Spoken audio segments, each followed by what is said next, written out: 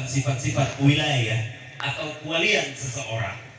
Allah Subhanahu wa taala itu menyebut dalam surat Al-Baqarah ayat-ayat pertama yang tentunya sudah kita hafal semua, pada ayat-ayat bertakwa. Di situ Allah Subhanahu wa taala menjelaskan bahwa ciri-ciri pertama orang-orang yang dianggap wali Allah adalah bertakwa. Ai khauf min Allah, takut kepada Allah Subhanahu wa taala. Bagaimana bentuk ketakutan ini? Ketakutan ini seolah-olah kita itu merasa selalu dalam CCTV ilahiyah, selalu dalam pantauan Allah. Sekalipun Anda tidak melihat Allah, maka Allah pasti akan melihat Anda. Begitulah, dan sifat ini, ihsan ini, anta'budallaha ka'annaka tarahu fa illam takun tarahu fa innahu yarak, ini adalah dasar dari semua ilmu tasawuf yang kita pelajari. Begitu yang dijelaskan oleh Tuan Guru Syekh Abdul Qadir Jailani. Jadi dasar, lamun kurang ngawas tasawuf, jadi dasar dari semuanya adalah bagaimana memunculkan sifat munculnya al-kamera minal ilahi, kamera dari Allah Subhanahu wa taala, Ar-Raqib, yang maha mengontrol, yang maha mengawasi dan maha memantau, tak sedikit pun luput maupun alfa. Itu yang harus dimunculkan dalam sifat kita kalau kita ingin menjadi wali. Karena inilah yang diajarkan oleh ibunda yang mulia Tuan Guru Syekh Abdul Qadir Jailani. Karena kenapa Syekh Abdul Qadir Jailani ini dalam usia mudanya sudah memiliki derajat yang tinggi, memiliki kedudukan yang tinggi? Karena Syekh Abdul Qadir Jailani itu mengamalkan sifat takwa ini fi kulli halatihi, dalam segala situasi dan kondisi. Suatu saat Syekh Abdul Qadir Jailani mau pergi ke Baghdad buat nyantren. Disuruh sama ibunya, "Nak, sob maos cik ke Baghdad, ke pesantren."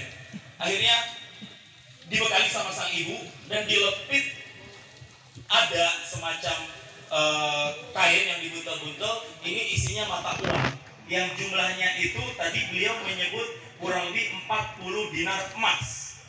Kalau dirupiahkan sekarang kurang lebih kurs forex-nya itu sudah menyentuh angka 1,5 miliar. Ditaruh di ketek 1,5 M masuk ketek. Ya. Waktu itu kalau dirupiahkan sekarang, ya. Dan ditaruh di sini untuk bekal perjalanan. Mungkin nanti mau naik bis Prima Jasa atau Budiman atau apa gitu ya, atau naik kereta Serayu atau Terangga atau apa gitu ya. Naik di tengah perjalanan ada kotil tarik. Kotil tarik itu bahasa enaknya zaman sekarang itu diterjemahkan begal. Koting itu artinya pemotong, tarik itu jalan. Orang yang motong jalan. Namun kurang mau kita fikih, berjuri, betul mu'in, atau talibid, betul tarik, faitul akhir itu akan menemukan istilah kotil tarik. Kotil tarik ini maknanya adalah orang yang suka mengganggu perjalanan dengan cara melukai ataupun membunuh. Istilah enak diterjemahinnya adalah begal, karena dia beraksinya di jalan raya, di tarik. Di tengah jalan dibegal sama 4 orang preman. Ini preman-preman udah senior semuanya, berpengalaman. Ditanya semua, "Kamu mau kemana?" Dia, "Saya mau ke Baghdad, Pak." "Kamu bawa apa di situ?" "Apa yang kamu bawa?" "Saya bawa duit, Pak." "Mana duitnya?" "Ini." "Berapa duitnya?"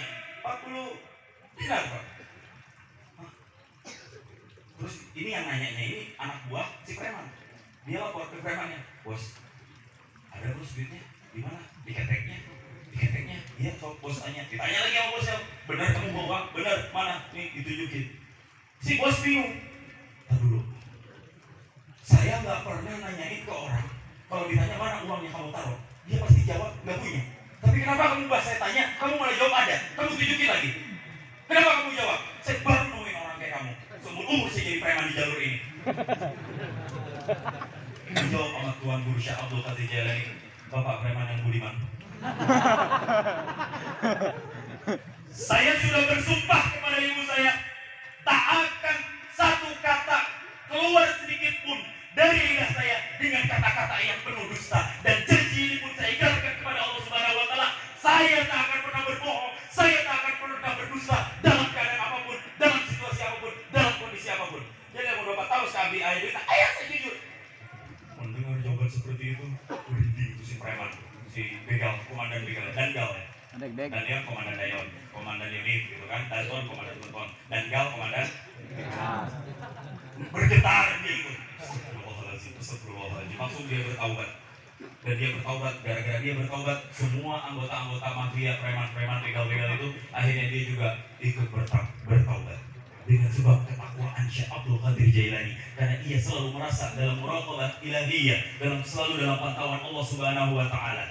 Karena itu ia tak pernah sekali-kali berdusta. Karena inilah Allah angkat derajatnya. Hadirin jamaah manakib yang dimuliakan Allah Subhanahu wa taala, asallahu hayatakum.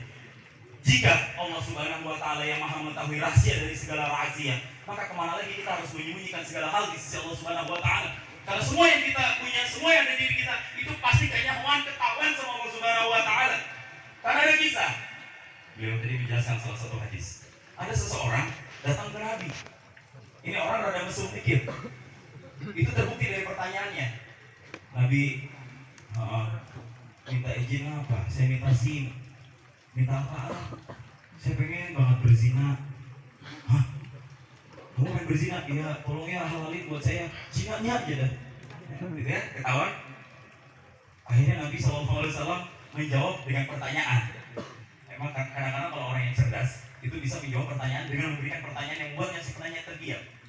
Ditanya lagi sama Nabi, oke, sekarang kamu minta izin berzina. Iya. Sekarang begini, kamu mau nggak kalau yang berzina itu adalah ibu kamu? Mau lah. Oke. Kalau istri kamu, apa lagi? Oke. Anak kamu. Terus kenapa kamu marah? Sedangkan kamu sendiri ingin berzina sama orang lain, sementara jika keluarga kamu berzina kamu marah. Nah, di situ akhirnya masuk mulai rasa takwa dia kepada Allah Subhanahu wa taala. Yang tadinya ingin berzina, tapi karena rasa khauf, takwa, takut kepada Allah Subhanahu wa taala, saat itulah dia bertakwa kepada Allah Subhanahu wa taala. Sifatul awliya al-awwal at-taqwa. التقوى لابد أن تكون معنا حتى